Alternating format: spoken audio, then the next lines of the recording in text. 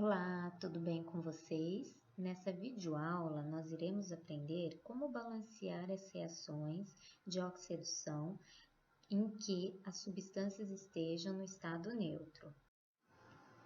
Então, aqui está o primeiro exemplo que eu trouxe para vocês. A gente vai fazer o balanceamento dessa reação de oxidação, lembrando que essa reação, todas as substâncias estão no estado neutro. Além disso, o que deve ser lembrado é que numa reação de oxidação, o número de elétrons perdidos é igual ao número de elétrons recebidos. Então, tem que ser levado em conta isso na hora do balanceamento. Portanto, a gente vai seguir algumas regras para facilitar e entender como deve ficar o balanceamento de reações de oxidação. Então, vamos lá. A gente tem a reação permanganato de potássio reagindo com ácido clorídrico, formando cloreto de potássio, cloreto de manganês 2, água e cloro. A primeira coisa que deve ser feito é o quê? Achar o número de oxidação de todos os elementos participantes da reação, lembrando que como todas as substâncias estão no estado neutro, o somatório dos NOx deve ser igual a zero. Então, se a gente lembrar disso, nós vamos o quê? Seguir todo aquele protocolo que é separar os elementos para o quê? Achar o número de oxidação e aí sim ver quem oxidou e quem reduziu. Então, vamos lá. Quando a gente faz todo o procedimento já aprendido na videoaula anterior, nós encontramos que o NOx de todos os elementos estão representados aqui em cima. Então, por exemplo, por aqui nós começamos pelo oxigênio, que é menos 2. 4 vezes menos 2, menos 8. O outro que sabemos, o NOx, é do potássio por pertencer à família 1. Então, o número de oxidação dele é mais 1. Para zerar, o manganês tem que ser mais 7. E tudo isso foi feito para todos os outros elementos de todas as substâncias. Lembrando que aqui no cloro deu 0 por se tratar de substância simples. Segundo passo, saber quem oxidou e quem reduziu. Então, de quem que mudou o NOx? Se olharmos aqui, ó, do manganês, de mais 7, foi para mais 2. O que ocorreu com ele? Redução. Então, diminuiu o NOx, reduziu o NOx. Recebeu quantos elétrons? 5, porque de 7 até 2 foram 5 elétrons. Outro que mudou o NOx. O oxigênio não mudou, ó, era menos 2, continuou menos 2. Hidrogênio era mais 1, continuou mais 1. Cloro, menos 1. Cloro aqui, menos 1. Cloro aqui, menos 1, mas aqui foi para 0. Então, o que aconteceu? O cloro de menos 1 aumentou o NOx, foi para 0. Então, houve a oxidação. O que significa isso? Que perdeu um elétron. Aí, a outra regrinha, o que deve ser feito? Os números de elétrons que são envolvidos na oxidação e na redução deve ser multiplicado pela atomicidade. O que é atomicidade? São esses números menores e que acompanham, ó, os átomos nas substâncias. Então, tudo isso é atomicidade. Então, vamos ver aqui, ó, multiplicar a variação do NOx, do elemento, pela sua atomicidade. Isso a gente vai chamar de delta. Quando a gente faz essa multiplicação, a gente tem que o cloro de menos 1 foi para 0. O que significa? Era 1 elétron. Mas quantos cloros temos aqui? 2. Então, eu multiplico esse 1 elétron por 2. Então, vai dar um total de 2 elétrons. Mas e o manganês? Ora, o manganês era 1 aqui e 1 aqui. Então, não tem necessidade de multiplicar por 1, porque qualquer número multiplicado por 1 é ele mesmo, tá? Então, por isso que não precisa. Feito isso, o que deve ser feito? Então, a gente fez a multiplicação, ó, o que significa? Que o cloro de menos 1 foi para cloro 0, tá vendo? Era 1 elétron envolvido, vezes 2, 2 elétrons. O manganês de mais 7 foi para manganês mais 2, 5 elétrons, vezes 1, que como eu disse anteriormente, nem precisaria, porque dá o próprio 5. Feito isso, a gente deve fazer a inversão dos resultados para determinar os coeficientes e balancear o restante da reação. Então, quando a gente inverte, ó, o 2 não era o número de elétrons que foi perdido durante a oxidação do cloro, então ele vai aparecer na frente do manganês. enquanto que o 5, que foi o número de elétrons recebidos pelo manganês, vai aparecer na frente do cloro. Uma outra dica no balanceamento é sempre procurar substâncias simples na reação. Nesta reação, a substância simples seria quem? O cloro. Portanto, o balanceamento começaria pelo cloro. Como o cloro é uma substância que está do lado dos produtos, o 2 que tem que aparecer na frente do manganês, então eu vou colocar do lado dos reagentes. Isso é uma regrinha que ajuda a facilitar e ajuda que evite erros na hora do balanceamento. Então, vamos começar lá pelo cloro. 5 na frente do cloro, que é substância simples. Então, o 2 eu vou colocar na frente do manganês, que está lá do lado dos reagentes. E agora eu faço o balanceamento normal. Então, ó, eu fiz 2 vezes 1, 2. Agora, eu tenho que balancear o manganês. 2 manganês. Então, coloco 2 aqui. Potássio, 2 vezes 1, 2 potássio. 2 potássio, ficou balanceado. Agora, quem que vem? O cloro. Por que eu não balanceei o cloro antes? Porque o cloro aparecia em várias substâncias.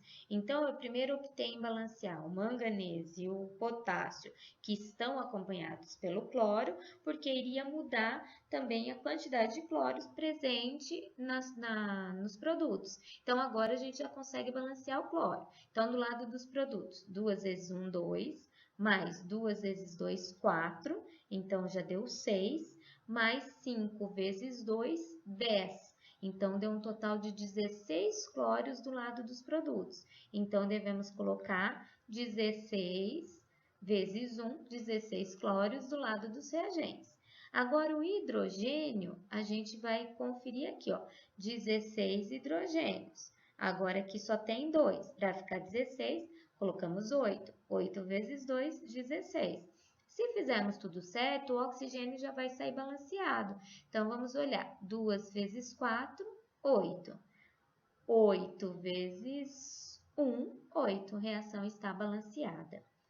Então, vamos ver agora um próximo exemplo. Neste outro exemplo, nós temos o quê? A prata sólida reagindo com ácido sulfídrico e gás oxigênio, formando sulfeto de prata e água. Então, de novo, seguindo as regrinhas, deve-se o quê? Achar o número de oxidação para todos os participantes da reação. Feito isso, o que deve ser feito? Achar quem oxidou e quem reduziu. Como que a gente vê isso? Pelo NOx. Então, a prata de 0 foi para mais 1, aumentou o NOx dela. O que ocorreu então? Houve uma oxidação. Enquanto que o oxigênio de 0 foi para menos 2. O que houve com ele? Houve uma redução. Então, ele reduziu, recebeu elétrons. Sendo assim, o que a gente pode fazer agora? Lembra? O próximo passo seria o quê? Multiplicar o número de elétrons, lembrando o quê? Que a prata de 0, ela foi para mais 1, seria um elétron envolvido, mas olha a atomicidade aqui, ó. Então, vai ser 1 vezes 2, 2 elétrons envolvidos nessa oxidação. O oxigênio de 0 foi para menos 2. Seriam o quê? 2 elétrons envolvidos. Mas a atomicidade aqui, ó, então deve ser multiplicado por 2. Então, vai dar um total de 4 elétrons envolvidos. Então, agora a gente deve fazer o quê? A inversão dos resultados. Lembra? Se a prata de mais 1 foi para 0, com quantos elétrons envolvidos? 2. Esse 2 deve aparecer na frente do oxigênio, enquanto que o oxigênio, se ele for de 0 para menos 2, com 4 elétrons envolvidos, porque a gente multiplicou pela atomicidade, o 4 deve aparecer na frente da prata. Mas, por que eu coloquei aqui, ó, 2 ou 1, 4 ou 2? Porque na maioria das vezes é feita uma simplificação, porque todas as reações a gente sempre opta em balancear com os menores coeficientes estequiométricos.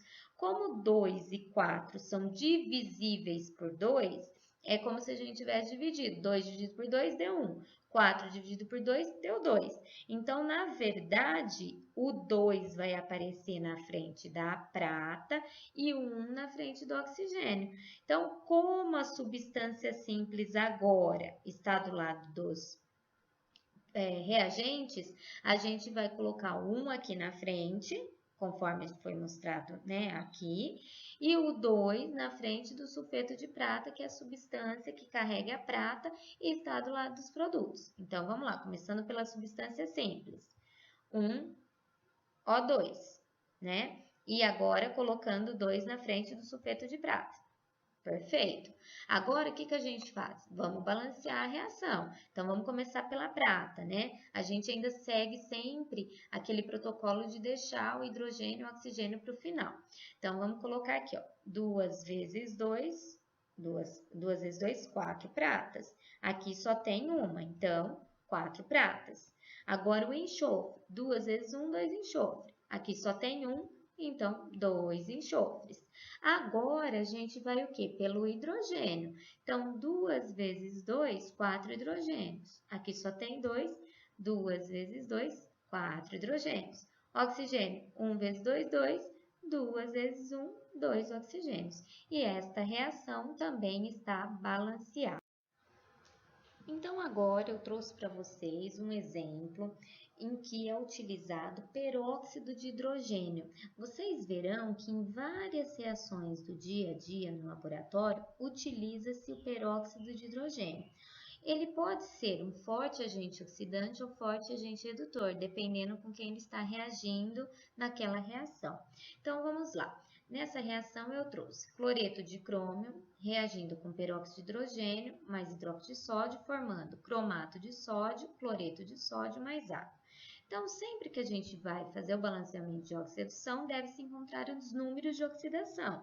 Lembrando que no peróxido de hidrogênio, a gente viu na primeira videoaula que o número de oxidação do oxigênio é -1. Então, isso deve ser lembrado. Portanto, achando o número de oxidação para todos os participantes, a gente tem que o crômio de mais 3 foi para crômio mais 6. O que aconteceu com ele? Oxidou, aumentou o NOx, oxidou, perdeu 3 elétrons.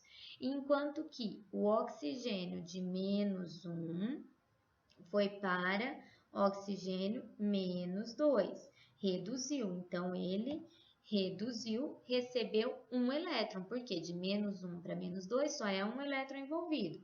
Mas olha a atomicidade aqui, ó, tem 2. Então, temos que fazer a multiplicação, vezes 2, 2 elétrons envolvidos. Sendo assim, vamos escrever isso que a gente acabou de falar, que o crômio de mais 3 foi para crômio mais 6, com 3 elétrons envolvidos nessa oxidação.